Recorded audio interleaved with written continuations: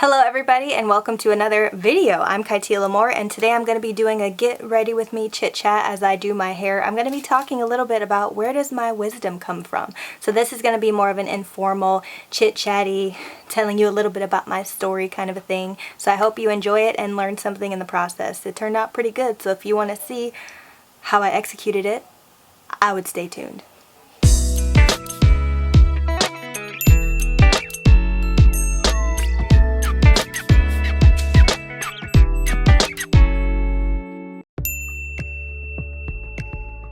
So let's get started, shall we?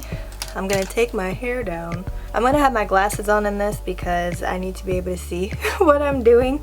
The mirror is a little bit a ways from me. So the first thing I'm gonna talk to you about is, this is not sponsored. I got this from Mizani. They sent me this 25 Miracle Milk, and it's basically supposed to help with heat protecting, and it's good for straight hair, curly hair, colored hair, if you dye your hair, if you straighten your hair, if you leave it straight, if you leave it curly, if you whatever. So I'm gonna put it to the test. It kind of looks cool already.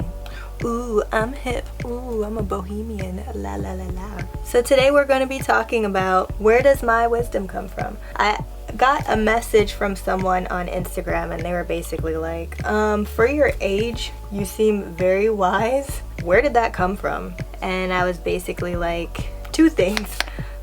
First of all, my mom, like without her, I wouldn't have a walk with God that I have. And then second of all, my walk with God. God, Jesus, my mom has really helped me to be where I am today in my wisdom walk. And some stuff was just also because I did it wrong, like learning in hindsight a few things. So I wanted to talk kind of about my wisdom walk and let you guys in on that, because I'm not trying to fake the funk and make you guys think I got it all together when I most certainly do not. I talked about this before in my how God helped me to overcome anxiety video, and the main thing about that was, you know, being a child of divorce, there can be some times where you just feel very unstable. Initially, my dad still lived in Ohio near us, so we would see him. After a while, he ended up moving to Florida, so we would spend the summers with him and the rest of the year with my mom. And it was like cool, like to be like, oh, we're going to Disneyland and everything, but it's like you miss your mom. Like you just want your parents to be together in the same place, to be, you know, still married and everything. But that just wasn't the case for us, and I'm okay now. God can help you through anything, and it's not his ideal situation, you know, for people to get divorced, but there are some reasons that it happens, and it is what it is. But in the beginning of my life, I always remember being in church. My grandmother, my great-grandmother, my great-grandmother was at church. I think she was involved at church a lot. So was my grandmother, and then my mom. My mom was in the choir. She helped out with a lot of things with the youth. So she was heavily involved. So it was very normal for us being in church. That being said, when I was 8 years old, I went to live with my dad. There was just things that were being worked out. So I ended up living with him. Me and my brothers moved to Florida. And then we ended up going to Catholic church because my dad is a Catholic. His side of the family is Catholic. So we ended up going to a Catholic church, and fast forward some time, there was a point where I don't remember the terms because it's been such a long time ago, but you become a certain age and then you can take communion. You take these classes and then you can take communion, you go to confession, they teach you about praying with the rosary and things like that. But it always bothered me that in the Bible, God says to pray to him, and he says no one gets to the Father except through Jesus. So I always wonder, like, what is this middleman that we have to go through to confess our sins to a person so that they can tell us, oh, say 2 Hail Marys, 3 Our Fathers, and pray to this saint, you know, Saint Peter or whatever, go to petition before Mother Mary, Jesus's mother. And I was like, this doesn't make any sense. I was always taught before that to have a personal relationship. My mom prayed with us every single day before bed, and even as we're leaving each other to go to school while she went to work, we would always have a prayer that we would say. But it was just having a prayer life and talking to God was very, very a part of our lives. So to not have that necessarily be encouraged as much, I just felt like there was something missing. And fast forward again to coming to visit my mom when I was about 14 years old. 14 or 15, I came to Hawaii where she was. She had met my stepdad, they got married, and so he was stationed in Hawaii on a military base. So it was freshman year in high school. I came down for winter break, so I had 2 weeks with my mom, and then it was really fun. She had already had some friends for me, apparently, that she had been talking to, neighbors of hers and people who were my age. So I came down and I was just like, yeah, I really miss my mom. I really need my mom. My period started, you know, I'm going through stuff. I don't know how to do my hair, like help me. So she helped me pluck my eyebrows, straighten my hair, and really just was very supportive of me. She didn't like go against anything my dad said, like, well, if you live with me, you could do this. If you live with me, you can do it that. And some parents do that. They kind of pin their kids against the other parent, but she didn't do that. So I was very grateful that she didn't do that and just make me feel like a guilt trip or anything. Fast forward to the end of freshman year, and I was like, I know I'm going to see my mom this summer and I'm going to stay the whole summer. And I was like, just in case I don't come back, I'm going to take all the things that I need with me. And I didn't tell anybody this, not my mom, not my brothers, not my dad. I was just like, I don't think I can live without my mom anymore. So I need to really consider some things. So I spent the whole summer there, and then I told my dad the day I was supposed to be going back to Florida. I told him I want to stay in Hawaii. I need to be with my mom. It didn't go over well, but you know, now we're in a place where our relationship is better, and long story short, I stayed in Hawaii. I got enrolled in school, and you know, the rest is history. I was with my mom then. So throughout that time, we would always have Bible studies at home. There's this book that you can get mailed to you. You can like have a subscription to it, basically, called Our Daily Bread. And it's a small little magazine type looking book, like a miniature magazine. It's either a month, 2 months, or 3 months worth of daily devotionals. That was my first time ever having a daily devotional, was when we did Our Daily Bread. And we would all, you know, come downstairs after dinner, and we would be expected to be present at that time, and it just builds a habit in you. In the Bible it says, train up a child in the way they should go, and when they're older they will not depart from it. That is definitely true, you know, especially for me. I can speak for myself because I've lived my life. So for me, I knew that this is important, you know. So I just had a lot of questions, like, okay, in the Bible, you know, in the book of Acts, when the Holy Spirit came on them and they're speaking in tongues and they're, you know, driving out demons, they're doing all this stuff in Jesus' name, like, what is that like? What does that feel like? And just wanting to get closer to God, but also being scared. Like, if I draw closer to God, something's gonna happen to me, because the enemy's not gonna want that. So for a long time, I was actually paranoid to get close to God, because I just always felt like something bad was gonna happen if I do that. But I really just allowed my faith to overcome my fear. Like, hey, you know what? God is going to protect me. He said that he's with me. He said that he's for me. So I'm going to do the things that I know I need to do, regardless of the fear or the paranoia or the target on my back. I just couldn't live like that. So I was like, I want to learn how to speak in tongues. I want to be involved in church.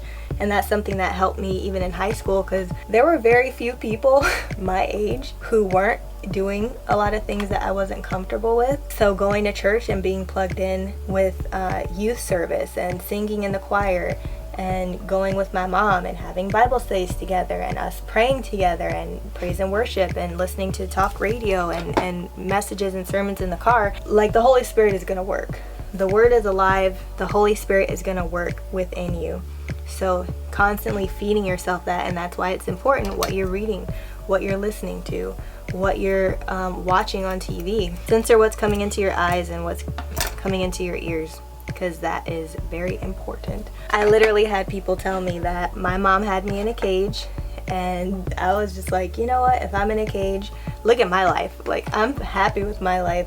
I'm okay with that. I trust my mom.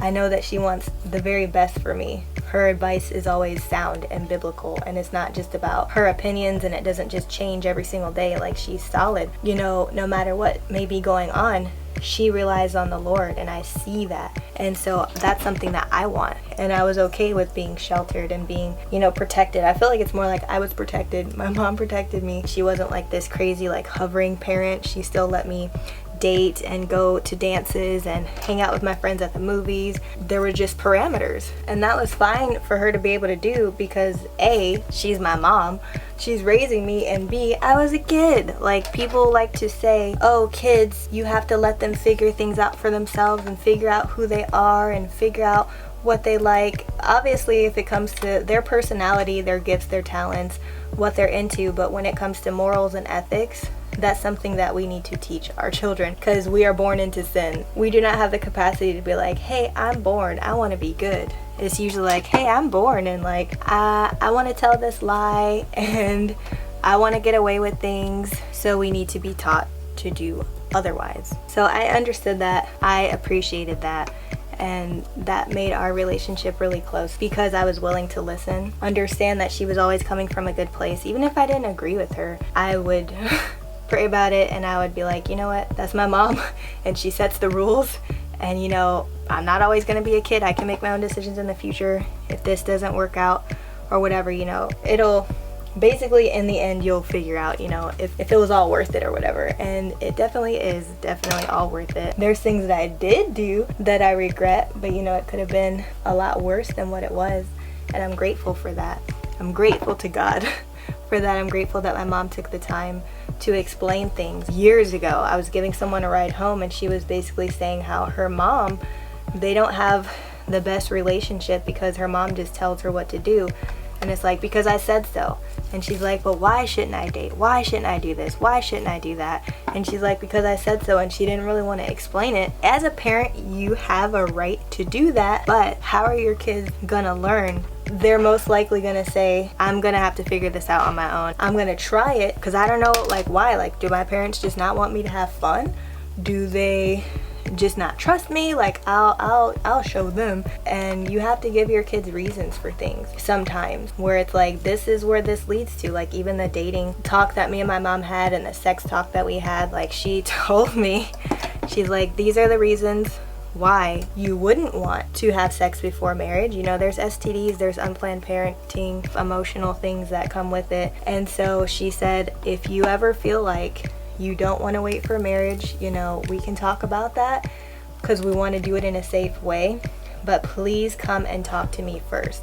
And I never ended up having to have that talk, fortunately. And in hindsight, I'm like, man, I can only imagine if one day I was like, yes, mom, I'm ready and I love him. She would have probably been like, oh God, please, please, no, please. Because I know I would feel that way as a parent. Like, I don't ever want anything, you know, outside of God's will to be happening with my kids. So if they were just like, yeah, I'm 16 and I'm ready, I would just be like, yeah, Jesus, take the wheel, because no, don't let it happen. That was like our relationship. Like, we would talk about things, like deep things that were going on with me, and you know, stuff that my friends were doing, and things that were going on at school, or feelings that I had, and she wouldn't ever make me feel like a weirdo or like, oh, you're a Christian, I can't believe you're talking about things like that. She would just be like, okay, well, this is probably why you feel this way, and these things you don't necessarily need to act on, like, and you are normal, you know, everybody feels this way and has these desires. And that made me want to talk to her more about stuff. So even as an adult, there were things that I learned in hindsight. She was always like, make sure you be safe, make sure you're making wise decisions and everything. And I feel like probably the biggest testing area or age for me was once I was out of high school and I was an adult, I could make my own decisions. But she still would say, you know, I'm still living under her roof. I didn't go away to school. And you'll see why in the video, When God Changes Your Dreams, I intended to go far, far away for college and do something like major in drama at some university, far, far away, live my life, become an adult, and live on my own and see what it's like. That didn't happen. I thank God that it happened the way that it did, because this is the way it needed to. So I feel like with that whole time, I had friends, you know, they wanted to hang out late. They wanted to, fortunately in my college, the program I was in for television production, we were all very focused and we were all trying not to fail our classes and everything, and we were just like, let's get our grades, you know, we're trying to be in the industry and do television production and everything. So it wasn't like, let's drink and party all night. I think there was only one time that happened where there was a field trip to Las Vegas for a major convention for film and TV, camera equipment and the latest gear and whatever. And a lot of people went. I didn't go. I didn't really feel like I needed to go to Vegas. And apparently there was a lot of crazy stuff. They were like getting drunk and doing things that I would not have been okay with. So I was like, yeah, I'm glad I passed on that. That's a hard pass. That's gonna be a hard pass on Vegas. So there was even times where we would hang out as a group, go to the movies, or if we had like an assignment that was off campus that was later in the day. I don't think I had a cell phone yet at this time. Maybe I did. But either way, I remember calling my mom and being like, yeah, I know it's 10 o'clock, but they still want to hang out. We're literally just talking. And she was like, I don't think that's a wise idea. And I was just like, but literally we're outside, we're just talking. And she was like, who are you with? And I was like, oh, this guy and this guy. And I think the other girls had gone home maybe. And she was like, yeah, I think you should come home. And I was thinking like, dang, I can't do anything. Like, I'm an adult. But it made sense. And like later we talked about what is appropriate for a young woman of my age, and part of that was not hanging out late in the streets with people, because she was even saying how at certain times of the night, you know, people get a little more, what is that called, their inhibitions are a little bit more loose, and they get like comfortable, and it's like you start talking about certain things and you start wanting to do certain things. And not that there's anything wrong with you if you feel that way, but don't put yourself in a tempting situation. God will always give you a door out. I would just try to make the best choices and everything, and she's the kind of person, like, she'll remember stuff that you tell her. Like, for example, there was one guy in my television production class, and he had an issue with his wife where he was thinking they were going to get a divorce. And later, after we graduated, they might have still been separated, and he was like, yeah, I see you're getting into modeling now. Do you want to do a photo shoot? And I had been doing photo shoots already, and he was like, yeah, you can be my model. And I was like, oh, that's cool. And my mom was like, and I was telling her about this photo shoot that I had planned, and she was like, wait a minute, who is it with? And I told her the name, and she was like, isn't that the older man who just got separated from his wife, and it's just gonna be you and him? And I was like, yeah, it's fine though, we're just friends, like, it's just a photo shoot, it's not a big deal. But in hindsight, it's like me, him, you know, and he had already been flirting and doing stuff with my classmates. Not that my mom knew, but she was just like, I don't see that being a good thing for you, like being a young woman on the other side of the island, going to his house, doing a photo shoot with him. Like, no, that's not good. And so I was like, yeah, you're probably right. And I think I just canceled the photo shoot. I didn't tell her like every single moment of every single day what I'm doing, but there were times where I would tell her, oh yeah, I'm doing this. So there were times where I didn't tell her things just because it didn't come up. And then in hindsight, I was like, you're crazy, Tia. Like, there's plenty of times where I could have gotten kidnapped, or worse, like, oh, I'm going to an art show in downtown Honolulu, so I'm just gonna go park in the dark, not with anybody else with me, to make sure I survive. But like, yeah, I'll meet them at the event, but I have to walk past like a bunch of drug addicts, prostitutes, homeless people to get to the thing. And I was just like, Jesus, protect me. But still, you shouldn't be putting yourselves in situations, like, things happen to people. It's by the grace of God that I didn't end up getting mugged or killed or something like that. Going to places late at night, meeting people after I had already parked like 3 blocks away and everything. I should have always had somebody go with me, or not do it. Not go to these events if I didn't have someone there to look out. And then another thing that I did, that I don't know if my mom even knows this, but she's gonna know now. There was one time when I was still like pretty new in the modeling industry. There was a website called Model Mayhem, and this is where you would put your portfolio, and photographers, makeup artists, designers could contact you, and vice versa. It was kind of like a MySpace for industry people. So they could look at your portfolio and be like, yeah, I want to work with you. So I would go on there and check my messages, and this girl, she was a makeup artist from Canada, and she was like, yeah, I want to work with you. Like, I'm going to be in Hawaii on these dates. Like, we can do your makeup in my hotel room. It'll be a really great shoot. I found a photographer that could work with us. It'll be a great collaboration. And so I was like, yeah, that sounds great. And, you know, I just took her word for it that she was a woman and that she was a makeup artist. And I showed up at her hotel, went up to her room, and I knocked on the door.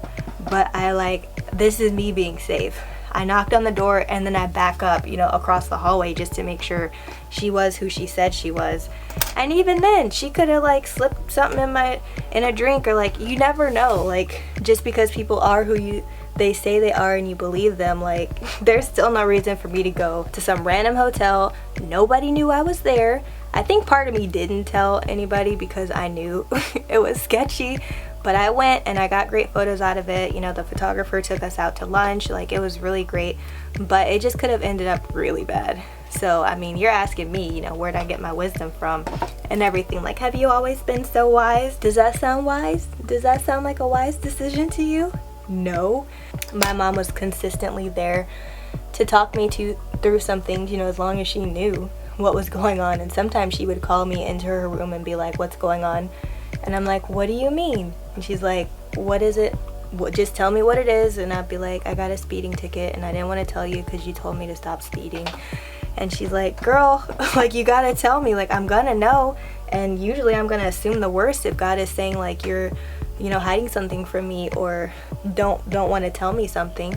So I had to learn, you know, when you have a mom who has discernment, who has wisdom, and they walk in it, you're just like, man, I can't get away with nothing. I can't get away with nothing from nobody. This is not fair. Why can't she just be like other moms and like just let me do whatever I want to do?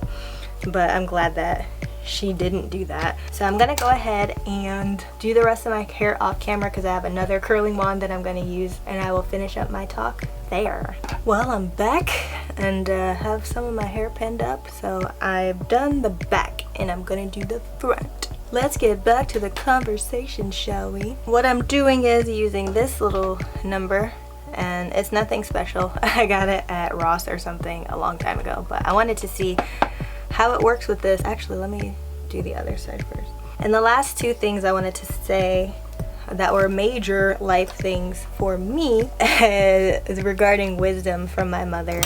First thing had to do with my husband, and the second thing had to do with why I'm on this channel today. And I'll talk about the husband thing first. You know, I told you guys in my, I feel like I'm just plugging all my videos in this video. I told you guys in my How I Learned to Hear God's Voice More Clear video that I sometimes had a knowing, like a discernment about something that would happen in the future or is going to happen soon. So when I was around 22, I prayed for God to at least help me, or I was 21 actually. I prayed to God that before my 22nd birthday, I wanted to at least know my husband. I didn't have to know that he was my husband, but I was like, Lord, bring him into my life. And it was literally a couple days before I turned 22 I met my husband, but I kind of felt like he was on the way. And I was like, Mom, do you feel like my husband's on the way? And she was like, yeah, I do, like it's coming really soon. And it was one of those like bittersweet things, because obviously as a mom you're like, yeah, my baby's growing up, and then you're just like, oh no, my baby's growing up and I just want to have them.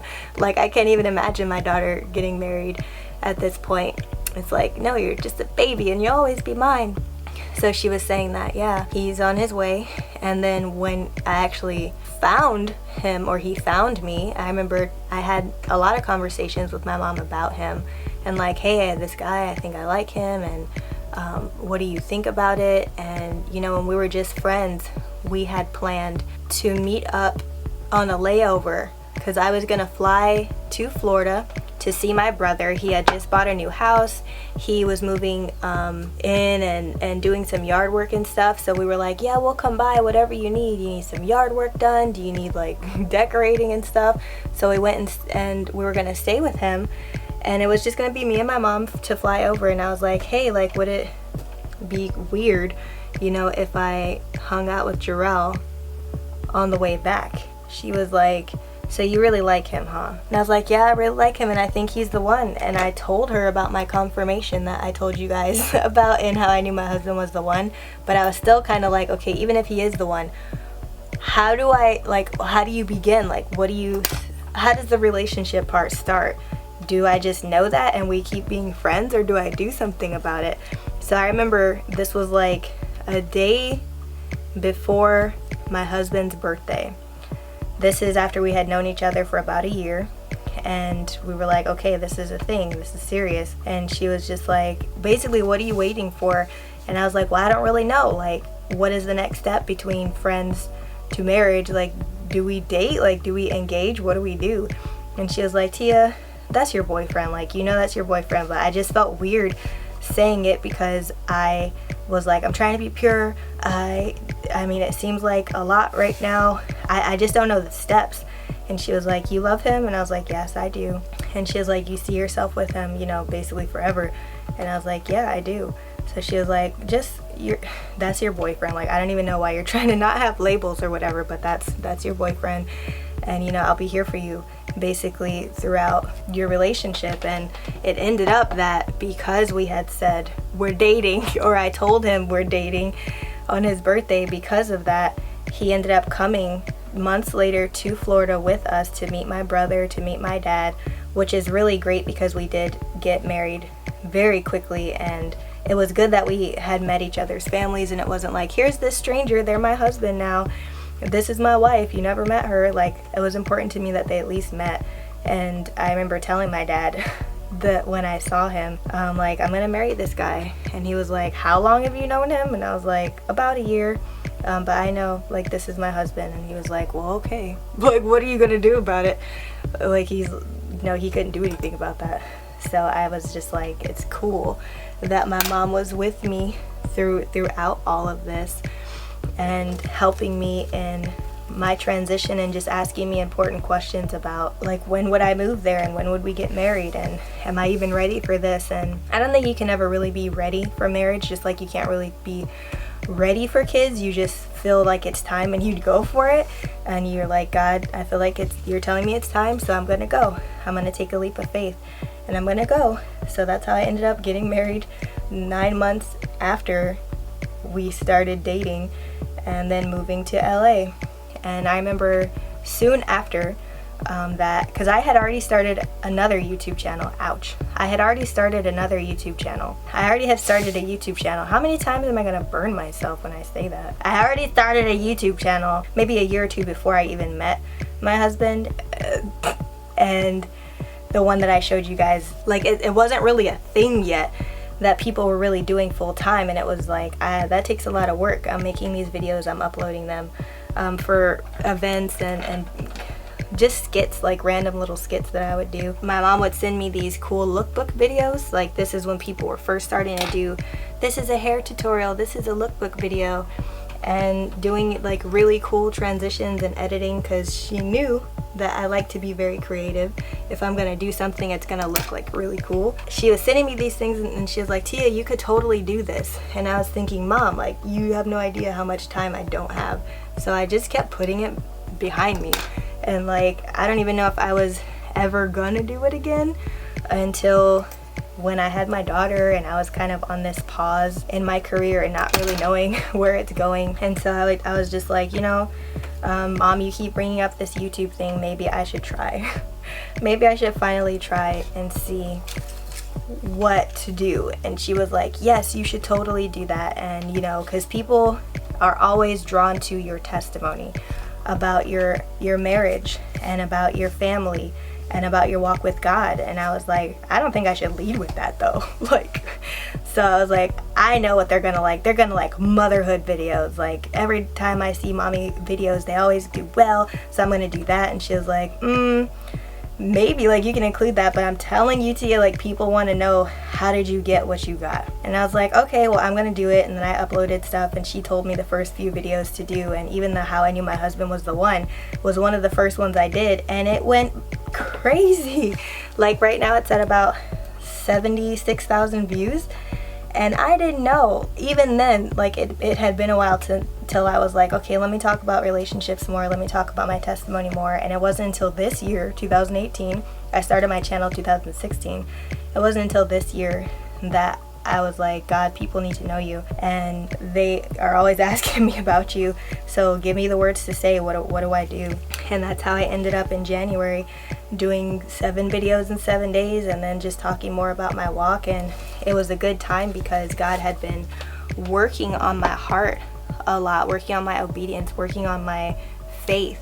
And so it all kind of came together in time that my channel was meant to be a light to people, and I can still do fashion, I can still do makeup and hair, beauty things, but the main reason I'm here, though, I feel, is that God needs his children to be a light. He wants to send a message to to those who are really in need of hearing his voice and who he is. And so I just think it's really cool how everything came together, and that my mom always knew, and she has a really great discernment and also just business sense. Like, well, if you do this, and I've been looking up these YouTubers, and every one that I kind of narrowed in on, like, their success has been so great so quickly, and this is kind of like what they've been doing, and you can do that. Like, I believe that you could get to that level, and that these videos, you're already at that level, and just being very encouraging to me.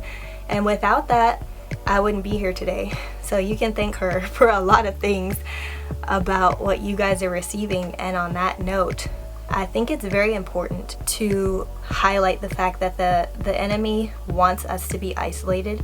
He doesn't want us to have wisdom, to have knowledge, to listen to our elders. He's destroying family. He's destroying relationship.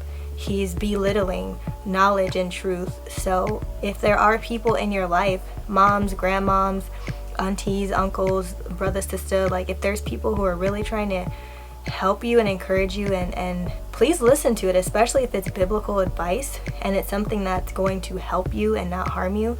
Listen to that.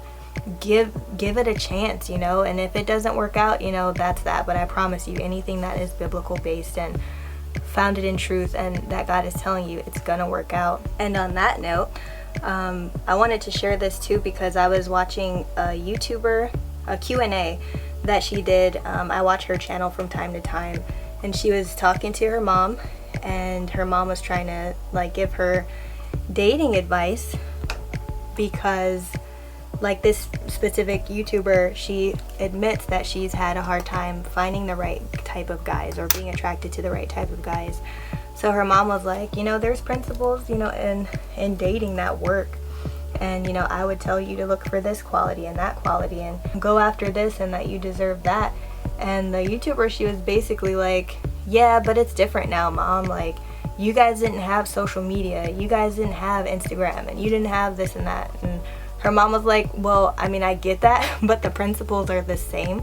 So as a generation, sometimes we can think like, well, you guys didn't have cell phones, and you didn't have social media. You didn't have all these things vying for your attention and affecting people and affecting how we communicate and how we date. But literally, her mom is trying to give her some sound advice, and she didn't want to hear it, because it's like, well, you're older and you just don't understand. And people in the comments were like, girl, listen to your mom. She's giving you some great advice. Like, just listen to her. And I was like, in my head, like, yeah, it doesn't matter. I mean, there's been relationships since the biblical times. They didn't have cell phones, they didn't have Instagram, but God still talked about family and husbands and wives and kids and parenting and elders and wise advice and being foolish and things like that. So the principles for dating, the principles for living a Christ-like life, all of that, stays the same, like the principles for having a healthy relationship and submitting it to the Lord. So I feel like if you have that, and I'm glad that I did listen, because I've seen the effects of not listening. I'm glad that I listened, and because of that, I just want to put that out there. Listen to wisdom. Listen to people who have been there. Listen when they're giving you, like, good advice, especially people who want the best for you. There's some people, their advice is literally a hot mess. But if you ask God to surround you with people who are going to help you, He will supply that. He's always done it for me, because I've had my mother, fortunately, but even after that, there's been people my age that God has put in my life, or different mentors and things that help to supplement that. But even if you don't have that at all in your life, seek it out and ask God for it, because He will supply it. And that's my main thing for today, because I don't want anybody thinking I've just been walking around in wisdom since I was 3 years old and I'm some special case. It's just that I chose to listen, and I chose to pray and submit my life to God, and this is where it led me. Not that I haven't made any mistakes, but just it could have been a lot different if I had done things my own way, because I had a plan for my life and it just was not God's plan. And so a lot of things did blow up in my face, and that's why I'm going to tell you guys about my purity story, and even my YouTube channel, how it's changed. I want to tell you why it's changed and where I thought it was going, and how God had to really humble me with that. So the next time you see me, I am going to have my curls down and a little bit styled, and then I will close out there. So here is the final look, and I don't feel like my hair is going to be burnt to a crisp. It looks really shiny and everything. I hope you guys learned something today that you can take with you. If you have any questions, leave them in the comments, and I want to know from you, where do you get wisdom from? Do you get it from the Bible? Do you have community around you? Is it all of that? Are you lacking it and you need prayer for it? Let us know. We would love to pray for you and talk to you, and I will try to respond to all comments, but I can guarantee right now, all comments left the day the video goes live, I will be answering them. It's getting a little harder to keep up, which I'm grateful for. Really grateful for every comment, every direct message, every email. I love helping you guys out. I just want to be a good steward of this channel. So you will see me the day this video goes live, and I will try to keep up as I can throughout the week. So I will see you next time. If you like things like faith topics, hair, makeup, fashion, I would subscribe if I were you, if you're not already there. And I would also hit the notification bell so that you know when it goes live. And I will see you next week. Bye. There's gonna be glare, and it's okay. What? So the other thing, the two last things, the two things, and I think a thing, the dot, do. I love the way you stop it right now. You stop it. You stop it right now. Stop it. Email, every private message on Instagram. Oh my gosh, I thought I turned you off.